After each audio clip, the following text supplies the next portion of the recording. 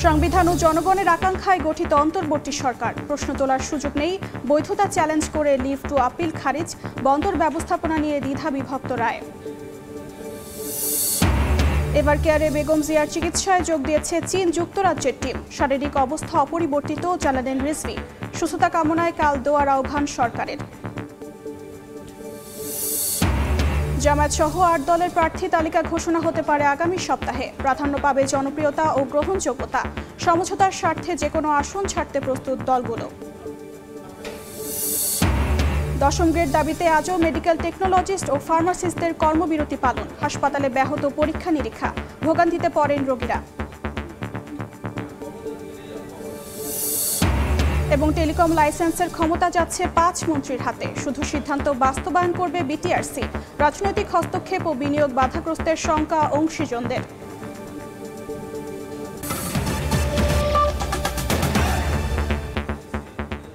সময় সংবাদের সঙ্গে আছি আমি অর্চিতা শেহসিন।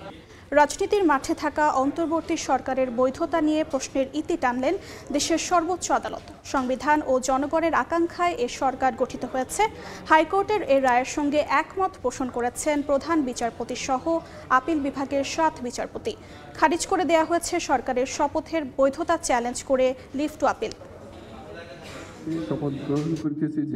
অন্তর্বর্তীকালীন সরকারের শপথের আগে আপিল বিভাগের মতামত নেন রাষ্ট্রপতি মোহাম্মদ শাহাবুদ্দিন। রিটকারী আইনজীবীর মূল যুক্তি, সুপ্রিম কোর্টের বিধি মেনে মতামত দেননি তৎকালীন আপিল বিভাগ। প্রধান বিচারপতি সহ অন্য বিচারপতিরা ক্যান্টনমেন্টে আশ্রয় নেয় তারা আদৌ মতামত দিয়েছেন কিনা তা নিয়েও সংশয় প্রকাশ করেন রিটকারী। বৃহস্পতিবার দেশের সর্বোচ্চ আদালত রায়ে বলেন, সংবিধান ও জনগণের আকাঙ্ক্ষায় এ সরকার গঠিত হয়েছে। সর্বসম্মতিক্রমে হাইকোর্টের রায়ের সঙ্গে একমত প্রকাশ করেন সব বিচারপতি। সরকারের শপথের বৈধতা চ্যালেঞ্জ করে লিভ টু আপিল খারিজ করে দেন আপিল বিভাগ। এইটা নিয়ে প্রশ্ন করার আর এইটার সাথে গণঅভ্যুত্থান পরবর্তী সরকারের বৈধতা অবৈধতা নির্ভর করে না। এটা আমাদের সাবমিশন। আপিল বিভাগ সর্বসম্মতিক্রমে বলেছেন তারা হাইকোর্টের রায়ের মধ্যে কোনো ভ্রান্তি, ভুল, বেআইনি কোনো কিছু পাননি। তারপরেও এই সরকারের বৈধতা আগামী সংসদকে দিতে হবে কিনা এমন প্রশ্নে অ্যাটর্নি জেনারেল সাফ জানান, এর আর প্রয়োজন পড়বে না। আমার মনে হয় প্রয়োজন নাই। নেক্সট পার্লামেন্ট যেটা সিরিমোনিয়াল কিছু করলে করবে, কিন্তু এই সরকারের বৈধতা নিয়ে প্রশ্ন তোলার এখতিয়ার আর কোথাও নাই। গণঅভ্যুত্থান পরবর্তী সরকার এটা জনগণের ইচ্ছার প্রতিফলন। জনগণ তার ক্ষমতা নিজের হাতে নিয়ে যেভাবে বলেছেন এই সরকার সেভাবে গঠিত হয়েছে এবং জনগণ নিজেরাই ঠিক করে দিয়েছেন। এর সাথে 106 এগুলো মিলবে না। আইনজীবীরা বলছেন, জুলাই গণঅভ্যুত্থানের ম্যান্ডেট নিয়ে গঠিত সরকারের বৈধতা নিয়ে প্রশ্ন তোলার সুযোগ থাকলো না। এই অন্তর্বর্তীকালীন সরকারের বৈধতা নিয়ে জনাব মহসিন রশিদ যে সুপ্রিম কোর্টের হাইকোর্ট বিভাগে রিট পিটিশন দায়ের করেছিলেন তার কোনো সারবত্তা থাকলো না। প্রকারান্তরে বর্তমান অন্তর্বর্তী সরকার যে পরিচালিত হচ্ছে জনগণের মতামতের ঐক্যমতের ভিত্তিতে, সেটাই প্রকারান্তরে স্থায়ী হলো কিংবা স্থাপিত হলো। সুপ্রিম কোর্ট যে রায় দিলেন, এই সরকারের গৃহীত সংস্কার প্রস্তাব, বিচার এবং নির্বাচন সংক্রান্ত সবকিছুই জনগণের ইচ্ছা এবং লিগ্যাল ইনস্ট্রুমেন্টের ভিত্তিতে হচ্ছে বলে ঘোষণা করলেন। ফলে রোডম্যাপ যাই দিচ্ছেন সরকার, এটি পরবর্তী পার্লামেন্টের যা দায়িত্ব বলছেন সেই দায়িত্ব পরবর্তী পার্লামেন্ট রোডম্যাপ অনুযায়ী পালন করবেন। এ রায়ের মধ্য দিয়ে চূড়ান্তভাবে রাজনীতির মাঠে থাকা অন্তর্বর্তী সরকারের বৈধতা নিয়ে প্রশ্নের ইতি টানলেন দেশের সর্বোচ্চ আদালত। আফজাল হোসেন, সময় সংবাদ, ঢাকা। চট্টগ্রাম বন্দরের নিউমোরিং টার্মিনালের ব্যবস্থাপনা বিদেশি কোম্পানির হাতে দেওয়ার চুক্তির প্রক্রিয়া নিয়ে দ্বিধা বিভক্ত রায় দিয়েছেন হাইকোর্ট। এই মুহূর্তে সেখানে আছেন সহকর্মী আফজাল হোসেন, সরাসরি যাচ্ছি তার কাছে।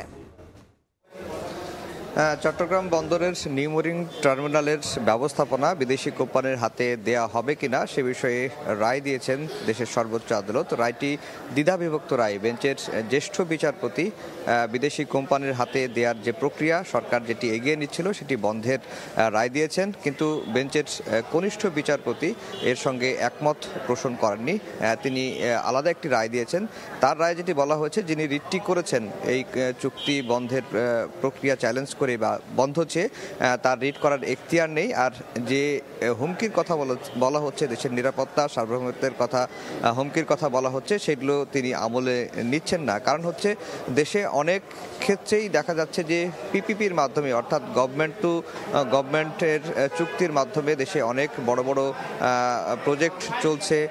সেই হিসাবে এইটিও যদি বিদেশিদের ব্যবস্থাপনায় যায় তাহলে দেশের সার্বভৌমত্বের হুমকি বা দেশের নিরাপত্তার কোনো হুমকি হয়ে দাঁড়াবে না, এমনটি কিন্তু কনিষ্ঠ বিচারপতি মত দিয়েছেন। সেই মতের ভিত্তিতেই রিটটি কনিষ্ঠ বিচারপতি খারিজ করেছেন। আর জ্যেষ্ঠ বিচারপতি চুক্তির প্রক্রিয়া বন্ধের পক্ষে যে মতামত দিয়েছেন, তিনি সেখানে হুমকির বিষয়টি, দেশের সার্বভৌমত্বের প্রশ্ন, দেশের নিরাপত্তার প্রশ্ন বিষয়টি তিনি উল্লেখ করেছেন। একই সঙ্গে যে সামনে একটি নির্বাচন রয়েছে, নির্বাচনের আগে তড়িঘড়ি করে সরকার কেন এই চুক্তির দিকে এগুলো, সেই বিষয়গুলো আমলে নিয়েই বা সেই বিষয়গুলো তুলে ধরেই নিউমোরিং টার্মিনাল বিদেশি কোম্পানির হাতে ব্যবস্থাপনার দায়িত্ব দেওয়ার বিপক্ষে তিনি মত দিয়েছেন। এখন যেহেতু দ্বিধাবিভক্ত রায়, সাধারণত নিয়ম হচ্ছে যদি হাইকোর্টের কোনো বেঞ্চ দ্বিধাবিভক্ত রায় দেন তাহলে বিষয়টি নিষ্পত্তির জন্য প্রধান বিচারপতির কাছে মামলার নথিপত্র পাঠানো হয়। প্রধান বিচারপতি তৃতীয় একটি বেঞ্চ নির্ধারণ করে দেন, সেই বেঞ্চে আবারও শুনানি হবে।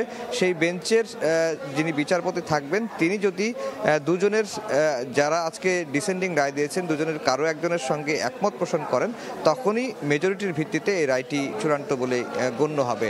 এখন আমরা অপেক্ষা করছি, আইনজীবীরা বের হবেন। অ্যাটর্নি জেনারেল এই মামলায় শুনানি করেছেন, অ্যাডিশনাল অ্যাটর্নি জেনারেল এই মামলায় শুনানি করেছেন। একই সঙ্গে রিটকারীর পক্ষে বেশ কয়েকজন সিনিয়র আইনজীবী শুনানি করেছেন। তারা বারবারই যেটি বলার চেষ্টা করছেন যে নির্বাচনের আগে তড়িঘড়ি করে এই চুক্তিটি করা হচ্ছে বা বন্দর বিদেশিদের হাতে তুলে দেওয়া হচ্ছে, এতে দেশের সার্বভৌমত্ব নিরাপত্তার হুমকির মধ্যে পড়বে এবং অন্তর্বর্তীকালীন সরকারের এই ধরনের চুক্তি করার কোনো এখতিয়ার নেই। কিন্তু অ্যাটর্নি জেনারেল বারবারই বলছেন যে অন্তর্বর্তীকালীন সরকারের সব ধরনের রাষ্ট্র পরিচালনার জন্য সব ধরনের যে পদক্ষেপ নেওয়ার এখতিয়ার এই সরকারের রয়েছে, এই সরকার রেগুলার সরকারের মতোই ফাংশন করবে।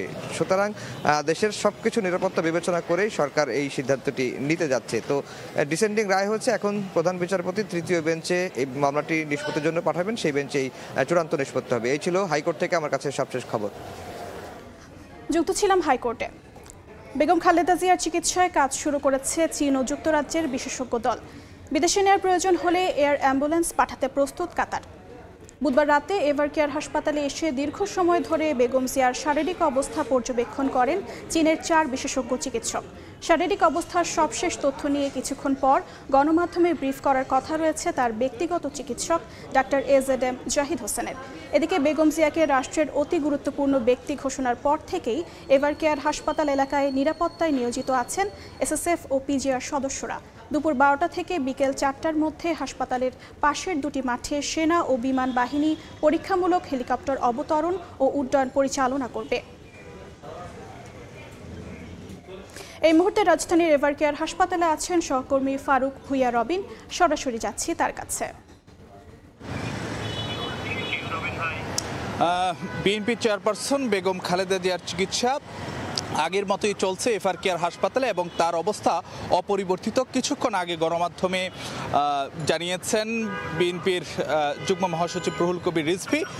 আর আরেকটি বিষয় আসলে যে একটি সূত্র থেকে জানা গেছে যে বিএনপি চেয়ারপারসন বেগম খালেদা জিয়াকে যদি দেশের বাইরে নেওয়ার প্রয়োজন পড়ে তাহলে কাতার এয়ার অ্যাম্বুলেন্স সহযোগিতা দিতে প্রস্তুত রয়েছে। এর আগেও বিএনপি চেয়ারপারসনকে যখন যুক্তরাজ্যে নেওয়া হয়েছিল উন্নত চিকিৎসার জন্য, তখন কিন্তু কাতার সেই সহযোগিতাটুকু করেছিল, অর্থাৎ এয়ার অ্যাম্বুলেন্স সহযোগিতা দিয়েছিল। তো এখন থেকে অল্প কিছু সময় পরে, অর্থাৎ বেলা 12:30 নাগাদ বিএনপি চেয়ারপারসনের ব্যক্তিগত চিকিৎসক ও বিএনপির স্থায়ী কমিটির সদস্য ডাক্তার AZM জাহিদ হোসেন গণমাধ্যমকে ব্রিফ করবেন। তখন হয়তোবা এই যে এইসব বিষয় নিয়ে এবং যে বিএনপি চেয়ারপারসনের চিকিৎসার সবশেষ খবরাখবর সম্পর্কে আরও বিস্তারিত জানা যাবে। হয়তোবা যে 11:30 সময়ের আশপাশ সময়ে doctor AZM Zahid Hossain briefing করতে পারেন। তবে আপনাদেরকে যদি জানাতে চাই যে নিশ্চয়ই যে গতকাল কিন্তু বিএনপি চেয়ারপারসন বেগম খালেদা জিয়ার চিকিৎসায় এভারকেয়ার হাসপাতালে এসেছিল যুক্তরাজ্য এবং যে চীনের বিশেষজ্ঞ চিকিৎসক দল। তো সেই জায়গায় কিন্তু যে তারা আজকে সকালেও এসেছেন, যুক্তরাজ্য রিচার্ড ভিয়েলি যেমন এসেছেন, ঠিক একইভাবে গত রাত যেই 4 সদস্যের চীনা মেডিকেল যে টিম এসেছিল, অর্থাৎ বিশেষজ্ঞ যে 4 জন চিকিৎসক গত রাতে ঢাকায় এসেছিল, তারাও কিন্তু যে আজকে সকালে এসে এভার কেয়ার হাসপাতালে বিএনপি চেয়ারপারসন বেগম খালেদা জিয়ার যে চিকিৎসার যে সবশেষ খবর অবস্থা সেটি আসলে যে তারা পর্যবেক্ষণ করছেন। অর্থাৎ দেশি বিদেশি মেডিকেল বোর্ডের যে সমন্বয় কিন্তু বিএনপি চেয়ারপারসন বেগম খালেদা জিয়ার চিকিৎসা চলছে এবং তাদের যে পরামর্শের ভিত্তিতে, অর্থাৎ যে তাদের মতামতের উপরই কিন্তু যে নির্ভর করবে বিএনপি চেয়ারপারসন বেগম খালেদা জিয়াকে দেশের বাইরে নেওয়া হবে কি হবে না, এমনটি কিন্তু যে বিএনপি চেয়ারপারসনের ব্যক্তিগত চিকিৎসক ডাক্তার AJM জাহিদ হোসেনের পক্ষ থেকে বারবারই বলা হয়েছে। এবং আরেকটি বিষয় যদি জানাতে চাই যে বরাবরের মতন আজকেও কিন্তু যে এভার কেয়ার হাসপাতালের সামনে বেশ নিরাপত্তা ব্যবস্থা বেশ জোরদার রয়েছে। ভিতরে যেমন SSF ও PGR সদস্যরা নিয়োজিত রয়েছেন, ঠিক একইভাবে কিন্তু যে বাইরে বিভিন্ন আইন শৃঙ্খলা বাহিনীর সদস্য যেমন যে পুলিশ, র্যাব, BDR সহ এবং যে আর্ম পুলিশ ব্যাটালিয়ন কিন্তু যে বাইরে নিয়োজিত রয়েছে। তো এই ছিল আমার কাছে সবচেয়ে খবর। যুক্ত ছিলাম রাজধানীর এভার কেয়ার হাসপাতালে। বিএনপির চেয়ারপারসন বেগম খালেদা জিয়ার শারীরিক অবস্থা অপরিবর্তিত বলে জানিয়েছেন বিএনপির সিনিয়র যুগ্ম মহাসচিব রুহুল কবির রিজভী। সকালে রাজধানীর নয়াপল্টনে এক সংবাদে কথা জানান তিনি। আমি শুধু এটুকুই আপডেট পেয়েছি যে চিকিৎসা বিদ্যমান রয়েছে। নিপীড়ন নির্যাতনের মধ্যেও যাকে তার সিদ্ধান্ত এবং অটল মনোভাবকে টলানো যায়নি, তার নামই তো বেগম খালেদা জিয়া। তাকে নানা চক্রান্ত, ষড়যন্ত্র এবং নির্যাতন করে হয়তো তাকে অসুস্থ করা হয়েছে, গুরুতর অসুস্থ করা হয়েছে, কিন্তু যতক্ষণ তার তিনি আমাদের সাথে কথা বলেছেন বা তিনি সুস্থ ছিলেন, ততক্ষণও তিনি এদেশের মানুষ এবং স্বাধীনতা, সার্বভৌমত্ব এবং গণতন্ত্রের প্রশ্নে তার যে দৃঢ় মনোবল, সেই মনোবলকে দুর্বল করা যায়। বেগম খালেদা জিয়ার রোগ মুক্তি কামনায় দেশের সব মসজিদে বিশেষ দোয়ার আহ্বান জানিয়েছে সরকার। সকালে প্রধান উপদেষ্টার ভেরিফাইড ফেসবুক পেজে দেয়া পোস্টে এ তথ্য জানানো হয়। এতে বলা হয়, 3 বারের সাবেক প্রধানমন্ত্রী ও বিএনপি চেয়ারপারসন বেগম খালেদা জিয়ার আশু রোগ মুক্তি কামনা করে কাল বাদ জুমা দেশের সব মসজিদে দোয়ার আহ্বান জানিয়েছে অন্তর্বর্তী সরকার। পাশাপাশি মন্দির, গির্জা ও প্যাগোডা সহ অন্যান্য ধর্মীয় উপাসনালয়ে সংশ্লিষ্ট ধর্মের রীতি ও আচার অনুযায়ী প্রার্থনারও আহ্বান জানানো হয়েছে। একই সঙ্গে দেশের সর্বস্তরের মানুষকে নিজ নিজ অবস্থান থেকে বেগম খালেদা জিয়ার রোগ মুক্তির জন্য দোয়া ও প্রার্থনার জন্য অনুরোধ করেছে সরকার। 5 দফা দাবিতে আন্দোলনরত 8 দলের নির্বাচনী চূড়ান্ত প্রার্থী তালিকা ঘোষণা হতে পারে আগামী সপ্তাহে। বেশ কয়েকটি দল ইতোমধ্যে 300 আসনে প্রার্থী ঘোষণা করলেও নেতারা বলছেন বৃহত্তর স্বার্থে দেয়া হবে না কোনো ছাড়। বিস্তারিত শফিক মুন্সির প্রতিবেদনে। জাতীয় নির্বাচনের আগে রাষ্ট্র সংস্কারে গণভোট, সব দলের জন্য সমান সুযোগ নিশ্চিত সহ 5 দফা দাবিতে গত সেপ্টেম্বর থেকে আন্দোলন করছে জামায়াত, খেলাফত মজলিস, ইসলামী আন্দোলন সহ 8টি রাজনৈতিক দল। রাজধানীর রাজপথ ছাপিয়ে চলতি সপ্তাহে এই আন্দোলন এখন বিস্তৃত হয়েছে বিভাগীয় পর্যায়ে। 7 বিভাগে চলছে ধারাবাহিক সমাবেশ। দীর্ঘদিন ধরে গুঞ্জন চলছিল আন্দোলনের শরিক এসব দল আগামী জাতীয় নির্বাচনে অংশ নেবে সমন্বিতভাবে। সেই লক্ষ্যে ডিসেম্বরের মধ্যভাগেই শরিক দলগুলোর সমন্বিত চূড়ান্ত প্রার্থী তালিকা ঘোষণা হতে পারে, এমনই আভাস দিলেন দলগুলোর শীর্ষ নেতারা। ডিসেম্বরের প্রথম দিকে আমরা চেষ্টা করব সমঝোতার কাজটা সম্পন্ন করার। যে আসনগুলো জোট থেকে তারা দাবি করবে বা আমরা দাবি করব, এগুলো কিন্তু মোটামুটি আমরা একটা পর্যায়ে নিয়ে এসেছি। হয়তো 1 সপ্তাহের মধ্যেই আমরা পরস্পর বসে এই বিষয়গুলো একটা পর্যায়ে নিয়ে আসব। আসন সমঝোতার ভিত্তিতে প্রার্থী নির্ধারণে 2টি বিষয় মাথায় রাখা হয়েছে বলে জানান নেতারা। 2টা বিষয় আর কি। একটা হলো সে একজন বড় দায়িত্বশীল বড় নেতা, আরেকটা হলো যার বেশি জনপ্রিয়তা ওই এলাকায় আছে। কে বেশি পপুলার, কে বেশি পরিচিত, কার জিতে আসার সম্ভাবনা, সিটটা এমন জায়গায় দিতে হবে সেটা যেন লস না হয়ে যায়, এই ব্যাপারটা আন্ডারস্ট্যান্ডিং হবে বলে নিজেদের মধ্যে একটা মাইন্ডসেট হয়ে আছে। সমঝোতার স্বার্থে যে কোনো আসন ছাড়তে প্রস্তুত সব দলই। আমাদের আমির সাহেব বলে দিয়েছেন যে আমরা প্রাথমিক সব বাছাই করে দিলাম, আপনাদের ময়দানে নেমে কাজ করেন, এটা একটা প্রাথমিক বাছাই। কিন্তু কেউ মনে করবেন না যে এই সিটটা আপনার, এটা আপনার না, এটা আমাদের জামাতের সিট। জামাত যখন আপনাকে ছাড়তে বলবে তখন আপনাকে ছাড়তে হবে। সেন্ট্রালে যে আমরা সিদ্ধান্তের জন্য বসবো, সেখানে যখন কোনো আসনের জন্য কোনো প্রার্থী নির্ধারণ হয়ে যাবে, বাকি যারা থাকবে তাদের কাজই হবে তাকে সমর্থন করা। তফসিল ঘোষণা এবং জাতীয় রাজনীতির বাস্তবতা বিবেচনায় প্রার্থী তালিকা ঘোষণার দিনক্ষণে সামান্য পরিবর্তন আসতে পারে বলেও জানান নেতারা। ডিক্লারেশন অফ শিডিউল তখন খুব তড়িৎ এই চূড়ান্তটা আশা করি হয়ে যাবে, সময় তো আর বেশি নেই। শফিক মুন্সি, সময় সংবাদ, ঢাকা। সময় সংবাদে আরও থাকছে।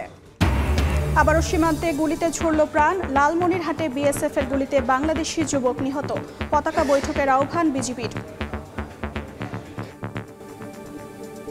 10ম গ্রেডের দাবিতে দ্বিতীয় দিনের মতো কর্মবিরতি পালন করেছেন দেশের সব সরকারি হাসপাতালের টেকনোলজিস্ট ও ফার্মাসিস্টরা। সকাল 8টা থেকে বেলা 12টা পর্যন্ত চলে তাদের এই কর্মসূচি। এ সময় বন্ধ থাকে ব্লাড ব্যাংক, সিটি স্ক্যান, এক্স-রের মতো গুরুত্বপূর্ণ পরীক্ষা নিরীক্ষা। আন্দোলনকারীরা বলেন, সরকারের আশ্বাসে কোনো ফল না পেয়ে তাদের এই কর্মবিরতি। দ্রুত দাবি না মানা হলে আরও কঠোর কর্মসূচির দেওয়ার হুঁশিয়ারি দেন তারা। এ সময় সেবা না পেয়ে চরম ভোগান্তিতে পড়েন হাসপাতালে আসা রোগী ও স্বজনরা। লালমনিরহাটে ভারতীয় সীমান্তরক্ষী বাহিনী বিএসএফ এর গুলিতে বাংলাদেশি যুবক নিহত হয়েছেন। ভোরে পাটগ্রামের শমশেরনগর সীমান্তের 864/5 নম্বর সীমানা পিলারের কাছে এ ঘটনা ঘটে। এলাকাবাসী জানান, কয়েকজন বাংলাদেশি ভারতীয় চোরাকারবারিদের সঙ্গে মিলিত হয়ে গরু আনতে শূন্যরেখায় প্রবেশ করে। এ সময় ভারতীয় চেনাকাটা ক্যাম্পের বিএসএফ তাদের লক্ষ্য করে গুলি ছোড়ে। ঘটনাস্থলে গুলিবিদ্ধ হয়ে সবুজ মিয়া মারা যান। এ ঘটনায় বিজিবি ও বিএসএফ এর কোম্পানি কমান্ডার পর্যায়ে পতাকা বৈঠকের আহ্বান করা হয়েছে বলে জানান পাটগ্রাম থানার ভারপ্রাপ্ত কর্মকর্তা মিজনুর রহমান। সময় সংবাদে আরও থাকছে। গাজার ফিলিস্তিনিদের উপত্যকা ছাড়তে রাফা ক্রসিং খুলে দেওয়ার পরিকল্পনা ইসরায়েলের। পদক্ষেপের তীব্র নিন্দা মিশরের। চুক্তি অনুযায়ী জিম্নির মরদেহ ফেরত দিল হামাস। নোয়াখালীর সোনাপুরে বিআরটিসি ডিপোতে 2টি বাসে আগুন দিয়েছে দুর্বৃত্তরা। এতে 2টি বাস সম্পূর্ণ, একটি আংশিক পুড়ে গেছে। প্রত্যক্ষদর্শীরা জানান, বুধবার দিবাগত রাত 2:30টার দিকে হঠাৎ আগুন দেখতে পান ডিপোর কর্মীরা। মুহূর্তে গুলবাহার ও মালতী নামের নোয়াখালী বিজ্ঞান ও প্রযুক্তি বিশ্ববিদ্যালয়ে চলাচল করা 2টি সহ 3টি বাসে আগুন ছড়িয়ে পড়ে। খবর পেয়ে ফায়ার সার্ভিস ও পুলিশ ঘটনাস্থলে পৌঁছে আগুন নেভায়। ডিপো কর্মকর্তাদের দাবি, নাশকতার উদ্দেশ্যেই এই অগ্নিকাণ্ড। ঘটনা তদন্তে কাজ করছে পুলিশ।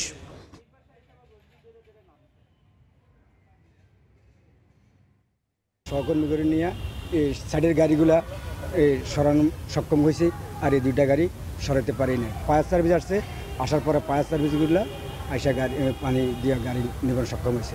21টা বাসের ভিতর অন্যান্য 19টা বাস সেফ সাইডে ছিল এবং 2টা বাসে আগুন ধরাতে তার সেই 2টা বাস রক্ষা করতে আমাদের সমস্যা হয়েছে, ব্যর্থ হয়েছে আমরা। এ বিষয়ে আমাদের নিরাপত্তারক্ষী এবং আমাদের ডিপুর লোকজন সবাই সচেতন ছিল। তদন্ত সাপেক্ষে কে বা কারা করছে এটা জানা যাবে।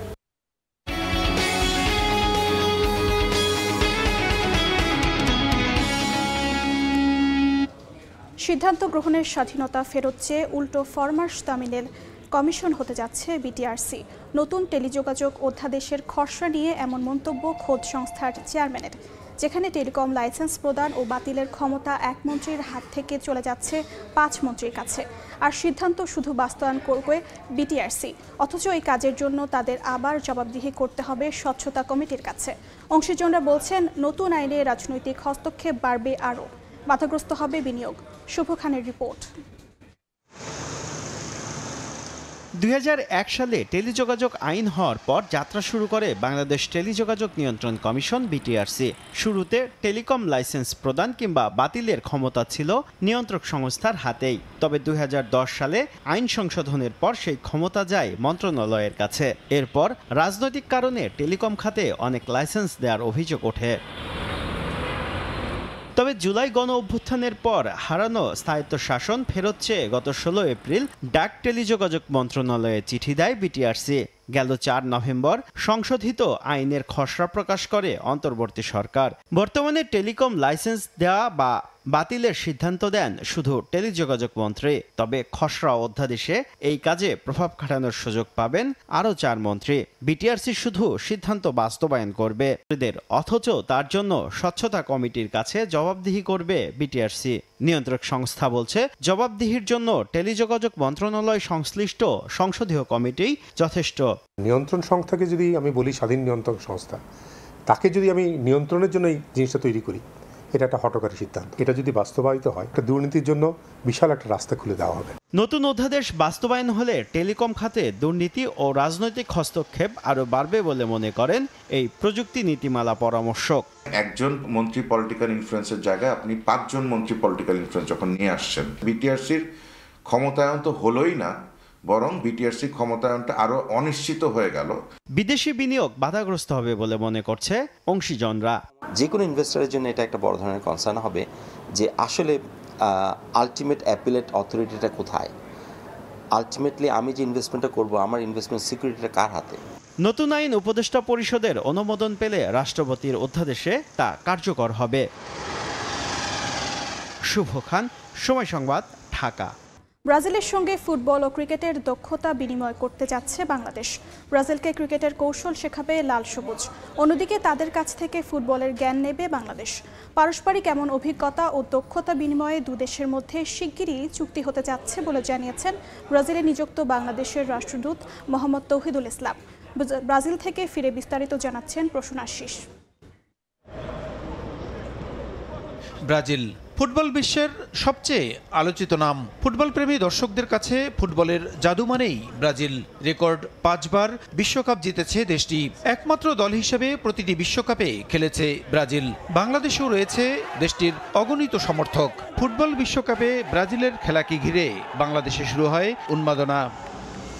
অন্যদিকে ক্রিকেটে বিশ্ব চ্যাম্পিয়ন না হলেও বিশ্বকাপ খেলার পাশাপাশি ক্রিকেটে দীর্ঘদিনের অভিজ্ঞ দল বাংলাদেশ। বিশ্বের সেরা দলগুলোর সঙ্গে খেলার অভিজ্ঞতা রয়েছে টাইগারদের। এ অবস্থায় দুই দেশ ফুটবল ও ক্রিকেট নিয়ে বিনিময় করতে যাচ্ছে পারস্পরিক দক্ষতা ও অভিজ্ঞতা। ব্রাজিলের কাছ থেকে বাংলাদেশ ফুটবলের দক্ষতা অর্জনের পাশাপাশি ব্রাজিলকে ক্রিকেটের নানা কৌশল শেখাবে লাল সবুজ।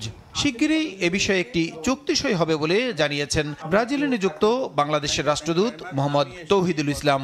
ব্রাজিল তো ফুটবলে champion not only in male football but also they are champion in female football. আর আমরা তো ওয়ার্ল্ড লেভেলে খেলি cricket, so we are just playing national. তো আমাদের প্রস্তাবটা হচ্ছে আমরা ব্রাজিলকে ক্রিকেটিং যত skills and coachings and etcetera এইসব বিষয়ে আমরা হেল্প করবো। In exchange Brazil will help us in development of our football structure and coaching. ওই ধরনের একটা এগ্রিমেন্ট আমরা ফাইনালাইজ করতেছি। এটা দুই ধরনের জনপ্রিয় খেলার দক্ষতা বিনিময়ের মধ্য দিয়ে দুদেশ উপকৃত হবে বলে মনে করেন এই কূটনীতিক। আমাদের লক্ষ্য হচ্ছে কোচিং এবং টিইউটি যেটাকে আমরা ট্রেনিং অফ দি ট্রেনার্স, সেই রকম পর্যায়ে হেল্প করা। আমরা শুধু ধরেন নেইমারকে নিয়ে গেলাম, একটু ডামাডোল হলো, সেটাতে আমি বিশ্বাস করি না। আমি চাই সত্যিকার অর্থে আমাদের ফুটবল স্ট্রাকচারটা ডেভেলপ হোক। দুদেশের মধ্যে পারস্পরিক সম্পর্ক উন্নয়ন ও চুক্তি সইয়ের পর ঢাকা কিংবা ব্রাজিলে জাতীয় ও অনূর্ধ্ব 20 আয়োজনের মাধ্যমে ফুটবলকে এগিয়ে নিতে ভূমিকা রাখবে বলেও জানান তিনি। বিভিন্ন সেক্টরে, ট্রেড সেক্টরে, ফার্মাসি। প্রসূন আশিস, সময় সংবাদ, ঢাকা। অবশেষে জয় ফিরেছে রিয়াল মাদ্রিদ। লা লিগায় কিলিয়ান এমবাপ্পের জোড়া গোলে অ্যাথলেটিক বিলবাওকে 3-0 গোলে হারিয়েছে শাভি আলোনসোর দল। এ জয়ে শীর্ষস্থানের লড়াইয়ে বার্সেলোনার সঙ্গে ব্যবধান কমিয়েছে লস ব্লাঙ্কোস। আর জোড়া গোলে শীর্ষ 5 লিগের সর্বোচ্চ গোল স্কোরার এখন এমবাপ্পে। অ্যাথলেটিক বিলবাওয়ের ঘরের মাঠে শুরুতেই ফরাসি তারকার গোলে লিড নেয় রিয়াল। শুরুর চাপ সামলে পাল্টা আক্রমণে ম্যাচে ফেরার চেষ্টা চালায় স্বাগতিকরা। তবে থিবো কার্তোয়ার প্রতিরোধ ভাঙতে ব্যর্থ হয় বিলবাও। বিরতিতে যাওয়ার আগে এমবাপ্পের পাস থেকে গোল করে ব্যবধান দ্বিগুণ করে মাদ্রিদিস্তারা। বিরতির পর ব্যবধান কমাতে আক্রমণে যায় স্বাগতিকরা। তবে বিলবাও জালের দেখা না পেলেও 59 মিনিটে দূরপাল্লার শটে ব্যবধান আরও বাড়িয়ে দেন বিশ্বকাপ জয়ী তারকা। এ জয়ে 36 পয়েন্ট নিয়ে 2 রিয়াল মাদ্রিদ। কাল ফিফা বিশ্বকাপের ড্র প্রস্তুত ওয়াশিংটন ডিসির জন এফ কেনেডি সেন্টার। এই অনুষ্ঠানে নির্ধারিত হবে ফুটবলের মহাযজ্ঞে কে কোন গ্রুপে খেলবে। ড্র অনুষ্ঠানের পাশাপাশি আয়োজনে থাকবে জমকালো সাংস্কৃতিক অনুষ্ঠান। পারফর্ম করবেন বিশ্বের জনপ্রিয় শিল্পীরা। অনুষ্ঠানের সঞ্চালনায় থাকবেন এমিজয়ী টেলিভিশন ব্যক্তিত্ব হাইডি ক্লুম। এছাড়াও আলো ছড়াবেন রবি উইলিয়ামস ও যুক্তরাষ্ট্রের ডিস্কো গ্রুপ ভিলেজ পিপল। 2026 বিশ্বকাপের ড্রয়ের জন্য প্রস্তুত যুক্তরাষ্ট্রের ওয়াশিংটন ডিসির জন এফ কেনেডি সেন্টার। বিশ্বকাপের শুরুটায় সবাইকে চমকে দিতে $257 মিলিয়ন সংস্কার করা হয়েছে এই সেন্টার। এখানেই 5 ডিসেম্বর হবে বিশ্বকাপের জমকালো ড্র অনুষ্ঠান। জন এফ কেনেডি সেন্টারে চলছে শেষ সময়ের প্রস্তুতি। 48 দল নিয়ে যুক্তরাষ্ট্র, কানাডা ও মেক্সিকোতে অনুষ্ঠিত হবে 2026 সালের বিশ্বকাপ। এর মধ্যে কানাডায় হবে বিশ্বকাপের 13টি ম্যাচ, আরেক আয়োজক মেক্সিকোতেও হবে সমান 13টি ম্যাচ। আসলে বাকি ম্যাচগুলো হবে যুক্তরাষ্ট্রের 11টি শহরে। জন এফ কেনেডির রাজস্বিক জমকালো ড্র অনুষ্ঠানে নির্ধারিত হবে কে কোন গ্রুপে খেলবে। জমকালো আয়োজনে শুধু ড্রই থাকবে না, থাকবে চমৎকার সাংস্কৃতিক অনুষ্ঠানও। মনোমুগ্ধকর আয়োজনে পারফর্ম করবেন বিশ্বের নামকরা শিল্পীরা। এই শো যৌথভাবে সঞ্চালন করবেন সুপার মডেল, প্রযোজক ও এমিজয়ী টেলিভিশন ব্যক্তিত্ব ও মার্কিন যুক্তরাষ্ট্রের কৌতুক অভিনেতা কেভিন হার্ট। মঞ্চে আনন্দের খোরাক জোগাতে আরও থাকবেন অভিনেতা ও প্রযোজক ড্যানি রামিরেজ। 2006 সালে জার্মানি বিশ্বকাপের আগেও ড্রয়ের ইভেন্টে অংশ নিয়েছিলেন ক্লুম। এমন আয়োজনের অংশ হতে পেরে গর্বিত তিনি।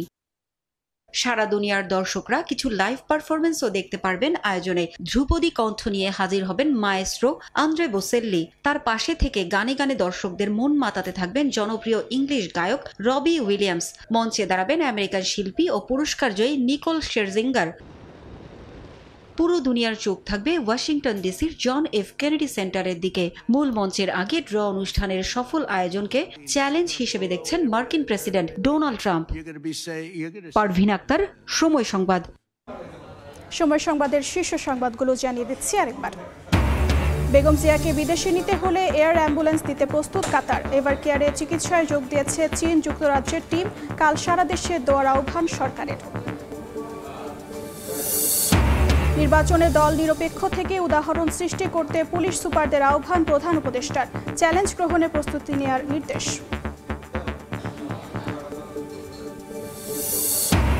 সংবিধান ও জনগণের আকাঙ্ক্ষায় গঠিত অন্তর্বর্তী সরকার। প্রশ্ন তোলার সুযোগ নেই। বৈধতা চ্যালেঞ্জ করে লিভ টু আপিল খারিজ। বন্দর ব্যবস্থাপনা নিয়ে দ্বিধা বিভক্ত রায়।